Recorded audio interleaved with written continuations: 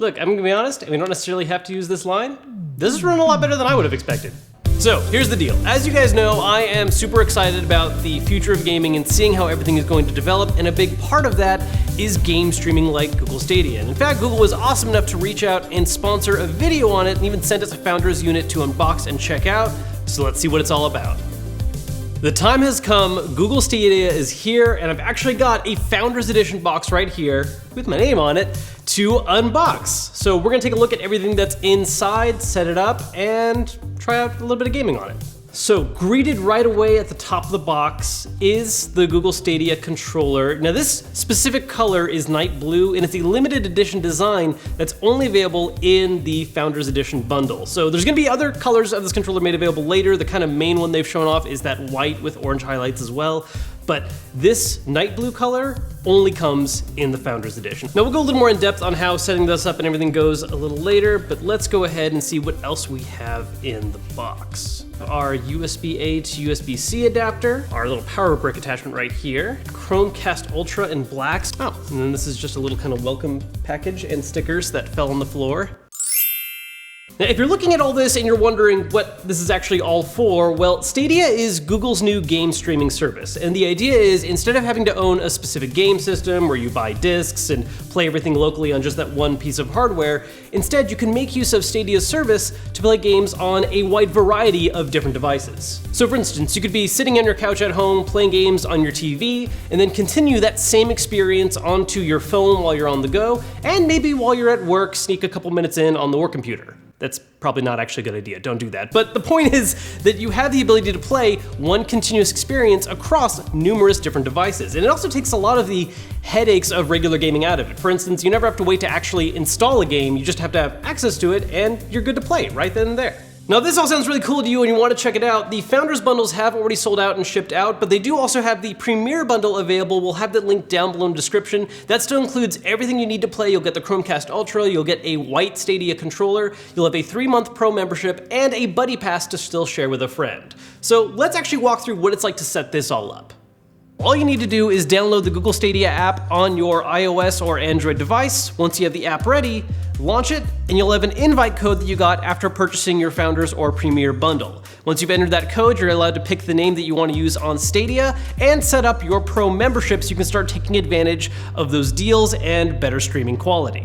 Now, our account's good to go, but if we want to play on TV, there are a couple extra steps we need to do, including setting up the Chromecast Ultra. So to do that, you plug it into your TV set, just plug the HDMI cable in, make sure it's plugged into power, and after that, download the Google Home app on your phone.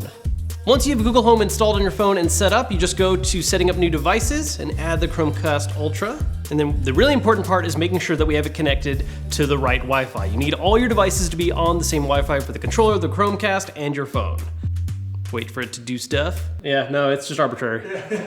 I mean, look, most progress bars are filthy liars. That's true, yeah. The majority of the time a progress bar is at like 70%. Yeah. It's not. Could be 20, could be 90. Progress bar is the earliest form of your computer lying to you before the AI rebellion. So now that we have our Chromecast ready to go, the next step is connecting our controller to it and setting it up. And for that, we're actually going to go back to the Stadia app, which even Google Home is going to point us towards. So it's going to actually ask you to feel if the controller is vibrating to make sure it's the right one, which this is. So from now on, since the controller is set up, every time we power it on, it's going to make the TV launch the Stadia app and we'll be good to play. So I've started up Destiny 2, and one real quick thing I want to shout out that's really awesome is that if you've previously played Destiny 2 on some other kind of system or platform and you're moving on to Google Stadia, you can actually import and attach your Bungie account so you can proceed with the exact same save data you had in the past. So you don't lose any of your progress, you can continue on. That being the case, I'm still gonna start fresh because I just want to. So yeah, this is looking really smooth right now. I mean, this looks like just if I was running it on any system that's plugged in. Sure, it's a menu, but still. Yeah, just look at that. I mean, this just looks like it'd be running on a system, but it is running on a system, but not here. It's, you know, however many miles away on a remote server running this game for me. I've got just a little tiny Chromecast plugged into the TV and it looks awesome. You would never be able to tell if this is actually being played remotely right now because the frame rate's stable, the visuals look great, I'm not getting any kind of weird artifacting or hiccups in the stream. It just looks and runs super smooth. I should have turned on subtitles because we have the audio off and I have no idea what I'm supposed to do. You know, a big question that comes up a lot with game streaming services like this is how seamless the experience is and whether or not it just feels natural, and honestly, this does. I mean, as you can see, I'm playing just fine. Now, of course, when it comes to something like this where you're streaming gameplay, obviously internet connection is really important, and thankfully we have a really strong one going on right here. Google does recommend having a connection strength of at least 40 megabytes per second, which we're pretty healthily above here in this office, and it runs awesome. I mean, this is just beautiful. I expected there to be, you know, some potential loss when it comes to something like stream play, but really, this is awesome.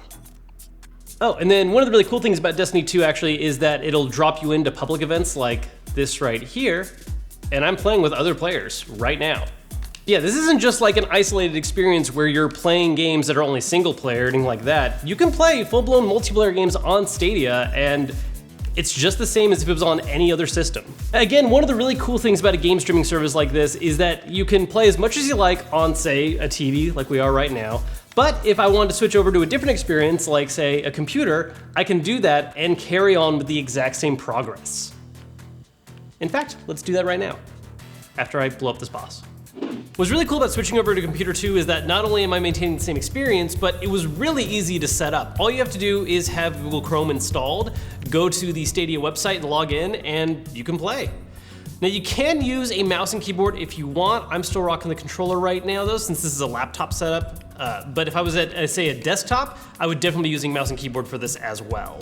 Now, something that's really interesting to think about from the perspective of playing on a computer like this is that, again, it all comes down to your internet connection. This computer here is not running the game at all. It's just connected to the server allowing me to play. So it doesn't matter what your specs are, it doesn't matter if you have the cheapest laptop out there or if you bought some kind of crazy rig, it's gonna run awesome either way, thanks to playing on Stadia servers. And that's something that's really cool about Stadia because it doesn't require you to buy some kind of really expensive system. You don't have to worry about having any kind of high power graphics card. It's super accessible. You can just play it across multiple devices and still have that same kind of high quality experience. So this is just a little demonstration of what exactly Stadia is capable of. If you guys are really interested in grabbing it, make sure again to check out that link down below so you can pick up the Premier bundle, which is again gonna get you a controller, a Chromecast, everything you need to play.